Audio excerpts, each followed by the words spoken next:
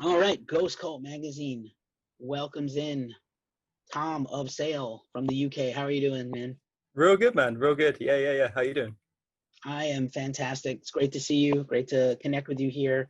Longtime fan of the band, actually. Thank you. Even before we met, previously, I had been a fan of the band. I was aware of them, and then the band was repped by one of my favorite colleagues and publicists, Doer PR. And yeah, man, congratulations! You have a new single out, "Mannequin," which I want to talk all about. But obviously, first and foremost, this is a garbage time in the world and a terrible year. Yeah. So I don't ever want to seem insensitive. I start a lot of these interviews off just asking, "Are you? How's everything? Are you all right? How's your family? How are the band and their families? Hopefully, you haven't lost anybody to illness or brutal police brutality for exercising your freedoms. Hopefully, everybody's safe and okay." Yeah. Thank you, man. Yeah, it's a huge deal to like check in with people. I've been like making a big effort to check in with people there. We've been all right. It's not so bad we're in the south, kind of tucked away in a little pocket. It's not been too bad where we are. I've not so I've been living with my folks for a bit, because everything got crazy, obviously.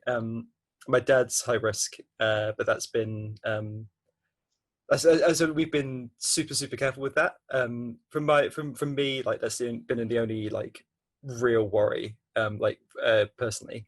Um, the other guys have been good. They've been sort of a combination of working from home, furloughed.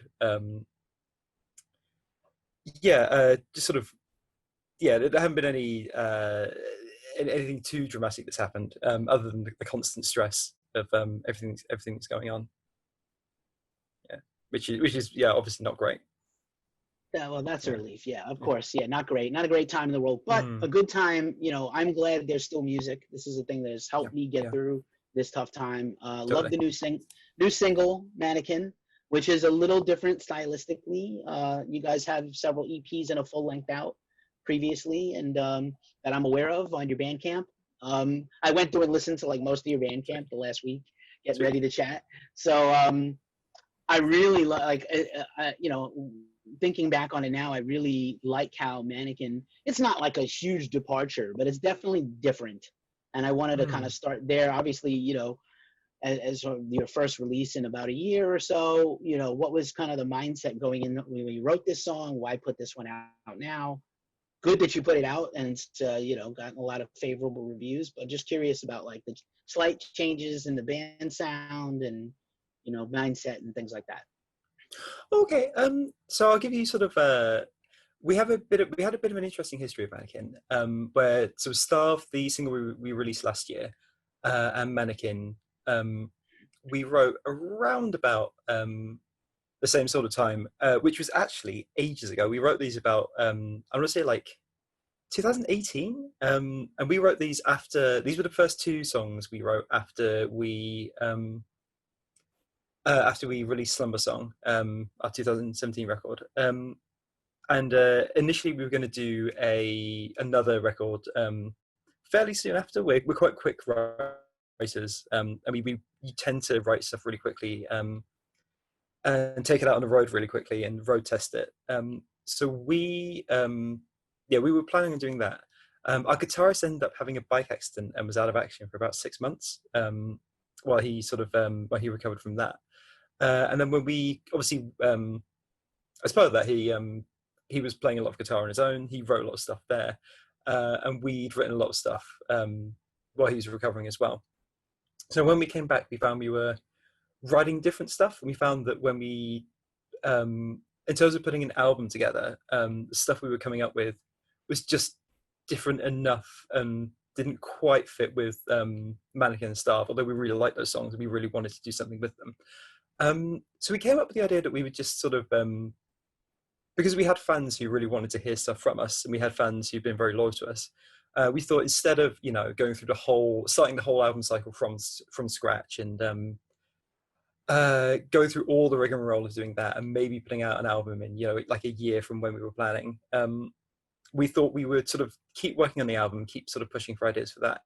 But we put out these singles as stuff people, if you've been following us, if you've been to a bunch of shows, you might have heard bits of. So yeah, we do it like that. And then yeah, we in the background we keep working on the album, and it's gone really well. We in terms of Mannequin itself, Staff was one that Charlie wrote, our guitarist and frontman. And then Tim, our other guitarist, another frontman, is one of those kind of affairs. He wrote this one as a bit of a more sort of from the heart piece. It's a lot more personal to him. It's quite tender, and it also sort of was at a stage where we sort of we did like the Staff was more a kind of straightforward kind of stoner rocky song, and this one we sort of thought, okay, we can just start like playing around with a few bits. Yeah, we kind of the start's got that sort of detuned kind of synthy sound, kind of layered a bunch of synths underneath. I did some more stuff with the cymbal bells. It was sort of a way of us kind of putting some more delicate stuff around our sound and kind of bringing in more kind of disparate elements, whilst sort of maintaining a core, the core aesthetic which we've built up.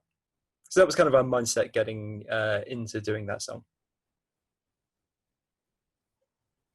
Nice. It's such an upbeat track, also kind of funny compared to some of your other material. And I do love the twin, like sort of a co-frontman, co-lead approach. Kind of reminds me a lot of like progressive bands like Intronaut, which I'm sure you guys like that comparison because I think your earlier material has got some of that in it. And you know, always really fantastic vocal parts. So I think when you have a band with like a lot of layered vocals, the music has to give space, and especially drums are a big part of that. When you write, you have to give, you know, you can't fill up every single, you know, portion of a song with playing, whether it's busy drums or busy guitar or whatever, because the vocals need to work, right? Yeah, totally.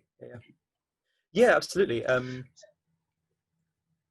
Yeah, yeah. Obviously, like one of the big learning curves for me was like learning how to sort of maintain like a personality in your instrument whilst playing for the song.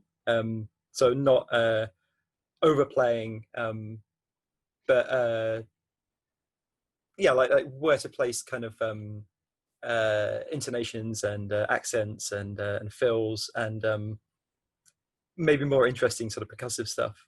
So it doesn't sound. You know, I hear like a thousand guys trying to be like Neil Peart from Rush, and it's sort of quite often it's just sort of overplayed and it's sort of overbearing. I think Intronaut is really interesting. I was listening to them recently and I thought, dear God, like I actually don't know the guy's name, but he's such a tasteful musical drummer, and that's something I really aspire to be. I think that's a really important thing, especially in kind of prog metal where you can really overplay something, to really play for the song. I think that's a huge skill to learn. Indeed, indeed. Yeah, man. So yeah, Mannequin's fun. I think it's also got a little different bent on the keyboards than before, which is really nice. The synth stuff in there is, like I said, it's a very bouncy, upbeat track. I don't know if it was meant to be listening to it a bunch, but it's you know, it's got like a little march to it that I like, Yeah. and you know, it's got all the things that the band is good at and known for before. So I feel like even if nothing else you guys have written sounds like Mannequin, this is a really nice step into the next, whatever the next era of your career is going to be like musically. Thank you. It's really great to hear that. Yeah, I think it was one that we yeah, when we jammed it out, we thought, okay, yes, this is definitely different. But yeah, we felt it was different in a good way. That it was sort of showing a different side to us without straying too far from what we sort of already done. I think that was a big thing for us. Yeah, and thank Nice. you. And That's great to hear. yeah, no problem. And then of course you have a remix and a sort of an alternate track on there. So those things are always a lot of fun and Yeah. very in the tradition of stuff like, you know, I don't think you could be a band in the UK and not be inspired by Godflesh and things like that, and have like remix. He literally invented the remix Yeah, of yeah, yeah, of yeah, a, yeah. of a rock and metal song, like, you know, almost personally took that DJ approach into rock and Mm. metal. So I wanted to ask about those extra tracks because I think they're really cool to have as a fan. Cool, yeah. Yeah, shout out to Justin from Godflesh. Not only the champion of Godflesh, but also on one of my favorite albums of all time, which is Scum by Napalm Death. So he is, and also is in Hazy, I think it's pronounced. So yeah, Yeah, I Acer. love that guy. Um, yeah, so it's kind of interesting. Like uh, we sort of we'd been sort of toying with. We sort of originally had the longer version, which we decided we would do uh, a single version of. So we started with the director's cut, and then we decided for a single, um, it would be better to leave with a shorter version, sort of 5-ish minute version. But we wanted to keep the longer version on there because it had the extended solo, which we really liked. And we played a couple of times live, and I love playing that. You can really lay into the solo at the end. Um, but the synthwave single had a really cool story to it because we'd recorded the single, we'd gone to the studio and done it, and then we spoke to our artist El Romain, who's amazing. She did a fantastic job at this, and we sent her the brief and everything. And we were kind of sat on the song. We weren't sort of we were waiting for the we got the song. We were sort of waiting for the artwork to come back, and then when it came back, it had this cool like grid pattern in the background, which we sort of just hadn't like occurred to us that that would be like interpreted in that way. We thought, oh wow, that's really cool. And then it ended up Kynan said, you know what, I've got this idea. We'll do a synthwave remix. And then he sort of sat down over a month or so and like taught himself to like the software to do synthwave remixes. We were like, okay, man, yeah, go for it. That sounds incredible. And then he taught himself to do that, and then came back with the remix, which was amazing. I think really really good fun, and I think people weren't really expecting it. I think it was it's fun to do something kind of audacious, and I really enjoyed how it came out. I think it's testament to both Elle for like the amazing job she did with the art, and Kynan for just out of nowhere teaching himself how to do that and coming out with something that was just blew us away. So yeah, that's how that came about. Amazing. I will have you send me the link to your artist and Definitely, tag them yeah. because that's I want everyone needs to see this stuff. And it did remind me a lot of like the recent Tron. It's not that recent, it's like 10 years ago now, but it was like the Tron 2 movie and the Daft Punk soundtrack and the neon and like there's a lot of great synth wave stuff out there. I love stuff like Das Mortal and Gunship, but also you see and Survive, obviously, the guys who do the Stranger Things soundtrack. Yeah, so there's a lot of this 80s 80s synthesizer, like old school Yamaha DX7 patches and weird floppy disks mentally. That's what it conjures in my mind. The old school keyboards of like the 80s, but also like you have obviously a lot of bands now incorporating really cool synthwave stuff. A lot of metalcore bands started to do it. Enter Shikari has been doing a lot of stuff with Hospital Records. And then I love obviously Ghost, and they've been like notoriously incorporated it into their last couple of big releases. So, I think it works for you guys. It's a lot of fun and it shows a different side, and you're willing to take risks, which is nice because there's a ton of bands, progressive, sludge, heavy, stoner, weird, and at a certain point, even as a reviewer, it starts to get numb to the sort of like eating the same food every day, like, oh, I love this stuff, but also your brain, you gotta like flush it with something else sometimes, or the bleach in the eyes. Yeah. It's good, man. It's good stuff. And then, so what would you say, obviously this is a little different animal than your other stuff. You guys are working on another full length or an EP for the future? We are sort of big kind of overarching project at the moment is we will do another album. We're working on that. We've got some tracks laid down for that, which we've written specifically for a big full length. We're also looking at doing I think I can probably talk about this. We're looking at doing another sort of shortish thing at some point in the sort of medium future. But we've sort of we're at the kind of medium planning stages of that. So I think it's still sort of, the details are a little bit up in the air. But yeah, a new album is the big one. It's definitely, yeah. Cool. And at this point, obviously there's unfortunately no way to go play shows. I know Europe is Mm. opening up a little bit now, but probably not Western Europe. Um, Yeah, yeah, so yeah. what's obviously, if you can't play shows, are you guys fans of live streaming at all? Have you considered doing any kind of remote playing or recording and then putting it out for fans, or is that just not for you? Um, it's interesting. I think we are definitely looking at that. But we've had a lot of internal discussions about what uh, what kind of form that would take. It's kind of a weird one, in that I think a lot of people are saying like, oh, it will just replace shows for a bit, it'll be fine. Um, but I'm of the opinion that I think they're cool, but I think they're cool for like what they are. I don't think they're going to replace live shows. You just don't get the energy, you don't get the same vibe. Um, what they are is more intimate. You can play around with the space you're in. You can decorate it differently.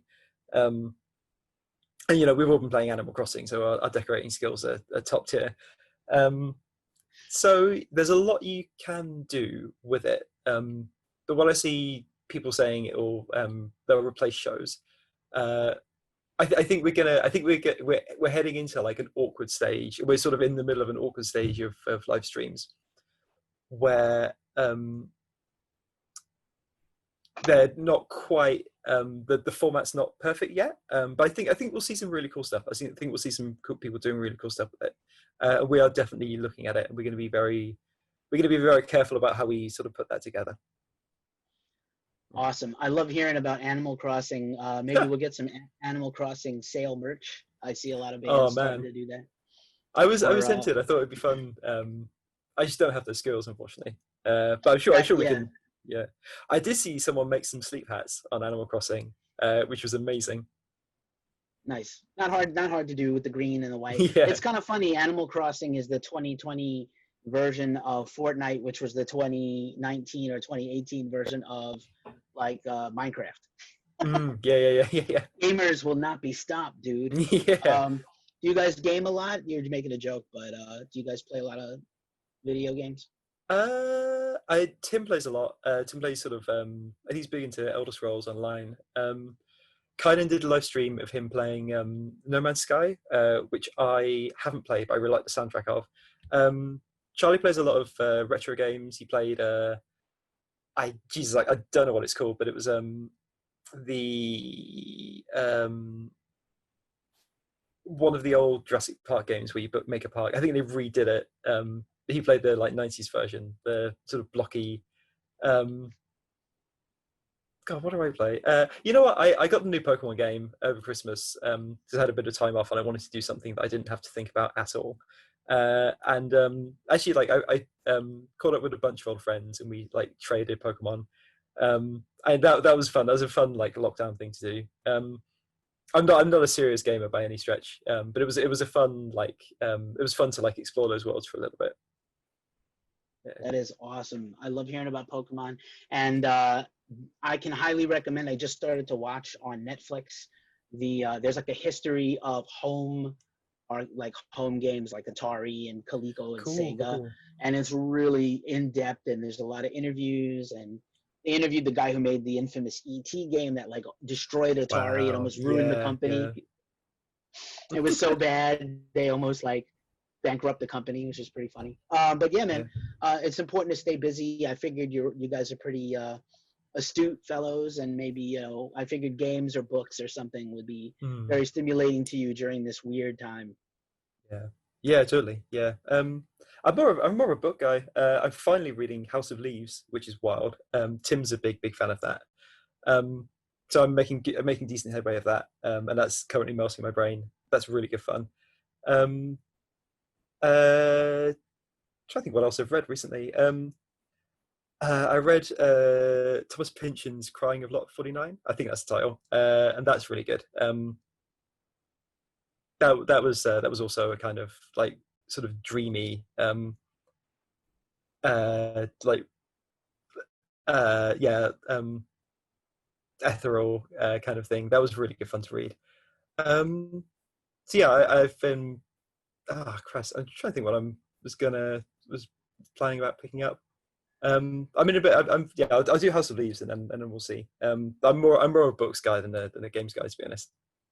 Do you have a favorite genre or book of all time?